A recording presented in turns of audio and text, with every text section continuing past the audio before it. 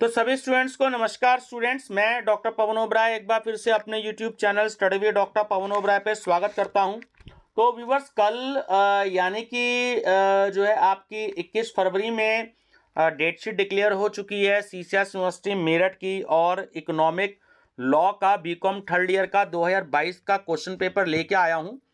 पूरा तो question paper discuss नहीं कर पाऊंगा क्योंकि बहुत सारी बुकलेट्स हैं, एमकॉम की, एमए की, बीए की, बीकॉम की। तो कुछ क्वेश्चंस मैं आपसे डिस्कस करूंगा। देखिए, ये एक्चुअली एग्जाम हुआ था 7 मई 2022 में लास्ट ईयर, और 14 मई 2022 में मैंने वीडियो अपलोड करती थी रिव्यू की, है ना।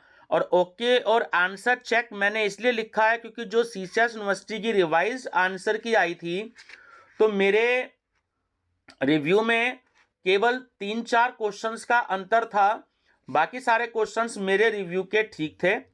और ऐसे ई कॉमर्स भी आप मेरा चैनल सब्सक्राइब करके देखिएगा रिव्यू में, तो उसमें केवल मेरे 2 आंसर में अंतर था, यानी कि 100 में से 98 आंसर मेरे रिव्यू के ठीक थे, जो कि मैंने पेपर होने के एक दिन के बाद ही, उससे नेक्स्ट डे लास्ट ईयर जब एग्जाम हुआ था, रिव्यू मैंने अपलोड कर दिया था।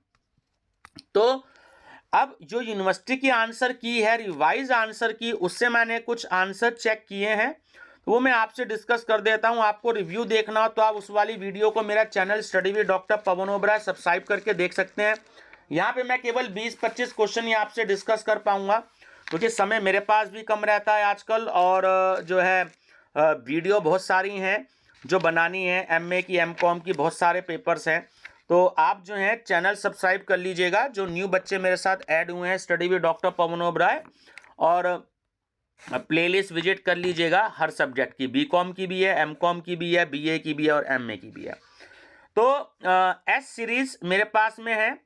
दूसरा एक चीज़ और बता दूं कि 2021 में ये पेपर फर्स्ट टाइम हुआ था, और 2022 में ये पेपर सेकंड टाइम हुआ है। इससे पहले paper money and financial system था, तो केवल 2 ही बार ये न्यू कोर्स है, तो इसलिए इसका पेपर हुआ है। तो ज़्यादा आप मार्केट में ये डिमांड मत करिएगा कि हमको लास्ट 10 ईयर्स के या 8 ईयर्स से क्वेश्चन पेपर मिलना, तो वो आपको अवेलेबल नहीं होंगे। तो मेरे ही चैनल पर ये आपको अवेलेबल होंगे, तो आप इसकी स्टडी करिएगा। ये डीएन कॉलेज के एक स्टूडेंट्स की मैंने बुकलेट ली थी लास्ट ईयर, तो उसी को मैं दोबारा से अपलोड कर रहा हूँ। तो मैं बताता हूँ, डिक्टेट में हिंदी में कर रहा हूँ, तो इंग्लिश वाले अपना आंसर देख लें स्टूडेंट्स। कि परिवेदना निवारण समिति में कार्यवाही पूरी करने की अधिकतम अवधि है, तो वो होती है 30 दिन। औद्योगिक विवाद अधिनियम की धारा डैश के अंतर्गत श्रम न्यायालय की स्थापना की जाती है, तो धारा 7 के अंतर्गत की जाती है। औद्योगिक विवाद संबंधित होता है, देखिए, ना तो रोजगार की शर्तों में से, ना श्रम की दशाओं से, और ना ही किसी व्यक्ति की नियुक्ति अथवा सेवा की मुक्ति से। तो जो डी आंसर है वो इसका करेक्ट आंसर है कि उपयुक्त में से कोई नहीं। कार्य समिति के सदस्यों की अधिकतम संख्या होती है, तो वो होती है 20। औद्योगिक विवाद का आर्थिक कारण है, तो देखिए तीनों कारण हो सकते हैं, विवेकीकरण भी हो सकता है, कम मजदूरी भी हो सकती है, और कार्य की जो असंतोषजनक दशाएं हैं वो भी हो सकती हैं। तो डी ऑप्शन जो है वो इसका राइट है, उपयुक्त सभी। भारत में विदेशी प्रतिभूतियों तथा विदेशी विनिमय में लेन देन कर सकता है, तो जो भी ऑथराइज पर्सन होता है, अधिकृत व्यक्ति होता है। फेमा लागू होता है तो संपूर्ण भारत में होता है, पूरा नाम होता है foreign exchange and management act, ठीक है। व्यक्ति के अंतर्गत सम्मिलित होता है, तो एक हिंदू अविभाजित परिवार, जिसे हम HUF शॉर्ट में बोलते हैं, एक व्यक्ति भी होता है, एक कंपनी और एवं एक फर्म भी होती है, और डी है कि उपयुक्त सभी। फेमा भारत में कब लागू हुआ था, तो सही आंसर है 1 जून 2000 को, ठीक है, 1 जून 2000 को।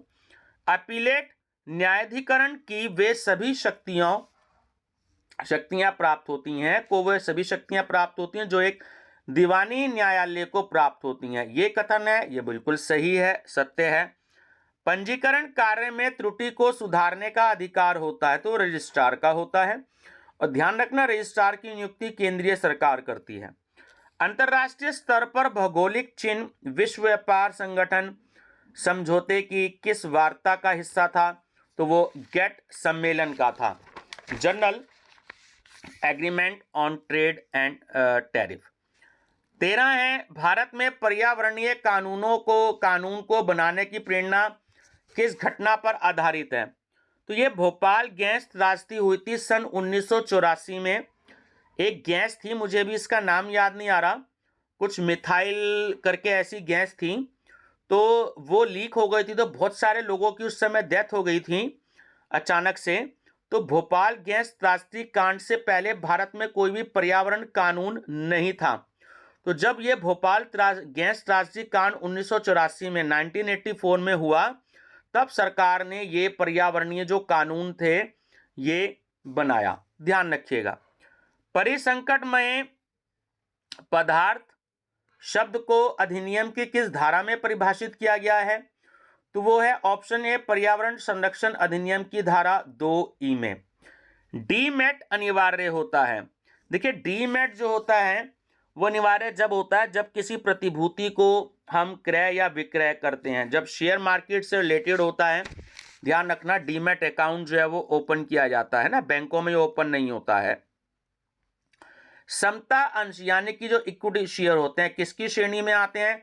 देखिए, प्राथमिक जो प्रतिभूतियां होती हैं, प्राइमरी सिक्योरिटीज और सेकेंडरी सिक्योरिटीज, द्वितीयक प्रतिभूतियां, दोनों में आते हैं। सी आंसर करेक्ट है।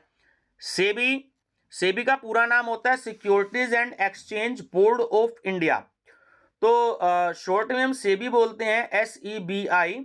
अधिनियम में सेबी द्वारा तलाशी लेने एवं जब्ती की शक्ति से संबंधित धारा है, तो वो है 11C। निम्नलिखित में से किस श्रेणी के निवेशकों को पेन प्रस्तुत करने से छूट प्रदान की गई है? देखिए, जो पेन है इसका पूरा नाम होता है परमानेंट अकाउंट नंबर। जब आप 50,000 रुपये का अकाउंट बैंक में जमा करते हैं या 50,000 रुपये का अमाउंट जो है वो आप बैंक से विड्रॉ करते हैं, तो आपको अपना PAN number, permanent account number देना अनिवार्य होता है। 49,999 तक का कोई भी लेन देन होता है तब पैन कार्ड जरूरी नहीं होता। जैसे 50,000 या उससे ज़्यादा का अमाउंट होता है तो बैंक को आपको जो विड्रॉल फॉर्म होता है या कैश वाला जो फॉर्म होता है, आपका डिपॉजिट फॉर्म होता है, तो वहाँ पे पैन नंबर लिखना जरूरी होता है। पूरे ऑल ओवर इंडिया में ये एक पर्सन का एक ही नंबर होता है। तो जो बहुपक्षीय एजेंसीज होती हैं, मल्टीलेटरल एजेंसीज होती हैं, उनको छूट दी गई है। नेक्स्ट है आपका ऑक्टी यानी OTCEI की मान्यता 31 मार्च 2015 को समाप्त कर दी थी। किसने करी थी? देखिए, सेबी द्वारा। देखिए, सेबी जो है कि एक्चुअली शेयर मार्केट से रिलेटेड होता है, ठीक है, स्टॉक मार्केट से रिलेटेड होता है, और स्टॉक मार्केट को ही हम सेकेंडरी मार्केट बोलते हैं, द्वितीयक बाजार भी बोलते हैं। तो मैं बीच बीच में कुछ ऐसे क्वेश्चन बता रहा हूं कि जब आप मेरी वीडियो सुनेंगे तो आपको ये बातें ध्यान रखनी है, इनमें भी क्वेश्चंस आते हैं। नेक्स्ट है आपका 20, विशिष्ट निदेशक के पद पर नियुक्ति हो सकती है। तो देखिए, वो भारतीय राजस्व सेवा का सचिव भी हो सकता है और भारतीय विधि सेवाओं का प्रथम श्रेणी का अधिकारी भी हो सकता है। तो सी ऑप्शन करेक्ट है। उपयुक्त ए अथवा बी दोनों में से कोई भी हो सकता है। संयुक्त राष्ट्र संघ द्वारा आयोजित जून 1972 में पर्यावरण सम्मेलन हुआ था। बहुत इंपॉर्टेंट क्वेश्चन है, स्टॉकहोम में। राष्ट्रीय हरित न्यायाधिकरण, जिसके देखिए शॉर्ट में इसे हम कहते हैं NGT यानी कि नेशनल ग्रीन ट्रिब्यूनल, है ना। तो इसके आदेश के विरुद्ध जो है कहाँ पर अपील की जा सकती है? उच्चतम न्यायालय। देखिए, सुप्रीम कोर्ट ये नई दिल्ली में स्थित है।